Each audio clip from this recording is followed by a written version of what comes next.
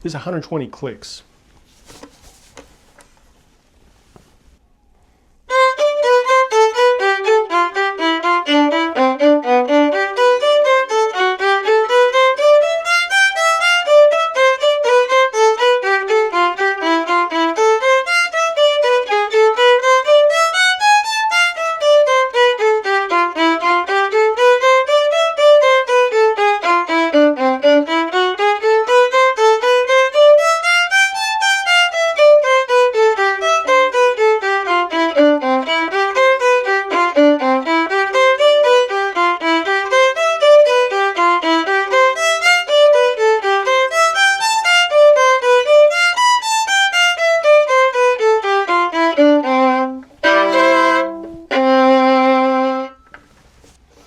That was 120 clicks.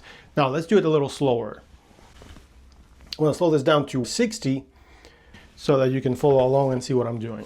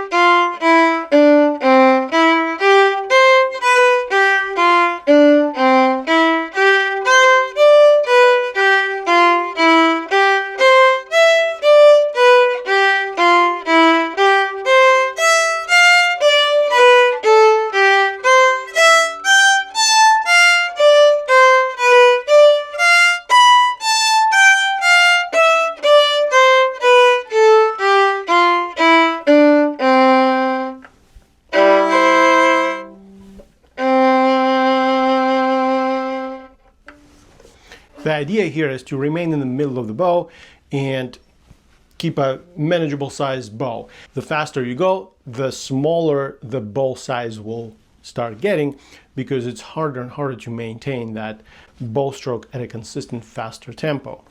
So I'm going to try it also at 90 clicks to kind of show you the difference between 60, 90 and 120, so you can see how that changes the way it's played. This is 90 clicks.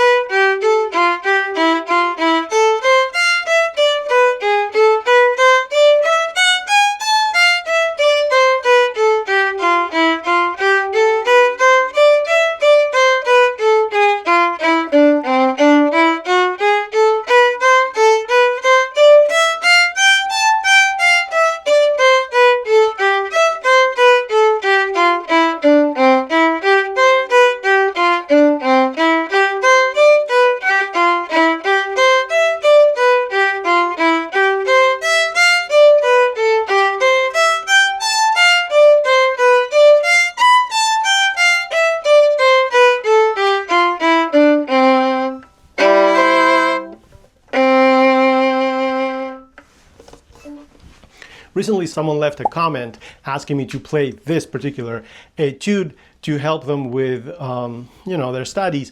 So I'm happy to help. The idea here in this particular etude is to kind of keep things moving at a somewhat detached bow stroke. So if you read the commentary, you will see what the author is really trying to achieve here. It is something between detached and detached staccato bowing. So the better you get with the text and the more you understand what's happening and you're able to play it faster, then you can kind of experiment more and more with the bow stroke. But the idea is kind of to remain rather in the same part of the bow, and controlling the bow, make sure that the bow doesn't change the direction, that it moves parallel to the bridge.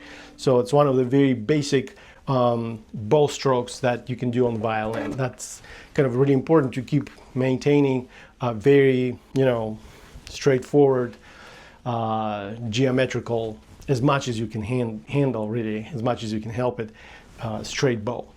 Again, this bow is kind of in a similar category as, say, Wolfart, Etude number 1 from his Opus 45, or Wolfart Opus 74 or Opus 54. All these etudes in the beginning, they are very similar. You can also take Pracht etudes, very similar idea. So a lot of teachers, a lot of these Methodist composers were trying to kind of achieve a very basic bow stroke for students so that they can feel rhythmically, they can play it rhythmically, they can also continue in a similar fashion, this detached bow stroke, but also play it in tune. So there's two things happening: the left hand objective, but also right arm, bow arm objective. So those two things kind of have to be in balance for this whole thing to work well. Now, if you're struggling with this and you would like to go deeper, we can book a lesson. Let me know.